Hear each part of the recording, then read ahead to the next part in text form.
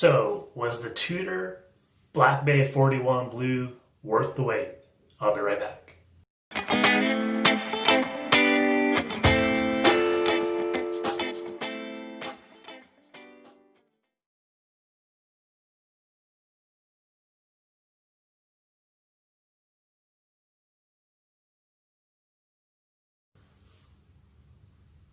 Okay, here we go.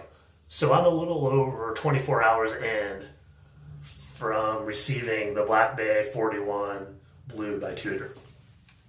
What are my initial thoughts? Was it worth the wait? I'm going to ramble a little bit about that and just share some initial thoughts. I do plan on doing a lot of content with this watch as the center point. And I hope you all find it interesting. And I think it really documents where I'm at in my journey right now. With that said, was it worth the wait? Yes, absolutely was worth the wait. I think having time to sit back and really reflect on where I wanted to go as a collector. Like I said before, I like my collection to tell a story. And I think it does tell a story. You know, right now it kind of goes from the Orient Defender to the Tudor. But there is a lot of steps in between over the last 2 years that got me to that point. And a lot of watches that I never laid my hands on that have come and gone in terms of me wanting to put my hard-earned money down on. So how did I land on this Tudor? I think that's a good topic right there too as well, because as you know, the Omega was at the forefront for a while. But I really don't want to develop that thought right now. Really, the whole thought of initially coming on and giving some first impressions, number one, is to really just document where I'm at right now. And I'm absolutely enjoying this immensely. Like I indicated earlier, it was worth the wait. It was a step up in terms of price from anything that I bought before. And I think as you make that step, or at least for me, I was very concerned about the quality, or how, not the quality so much, that's not the right word. It was how it related to other watches that I have, and is it worth that extra bump up to as well. To this point in time, the most I've ever spent on a watch was my Oris. So as I compare this to the Oris, which may not necessarily be a fair comparison because at retail they're a good $1,200 apart.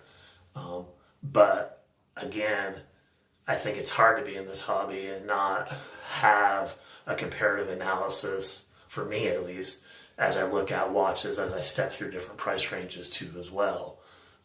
Granted, price plays a huge part in how you look at a watch in terms of quality and maybe how you feel about it in your collection. But at the same token, there are watches at multiple price ranges too as well that are what folks aspire to. So as I kind of develop this and talk about how I got to the Tudor, I don't want to discourage anybody else because I realize stopping points and price points are different for everybody. And it's not to say like you have to buy what some deem as a luxury watch to be a collector, because I firmly don't believe that. But at the same token, for those of you that are in the hobby, it is understandable that things escalate and watches escalate.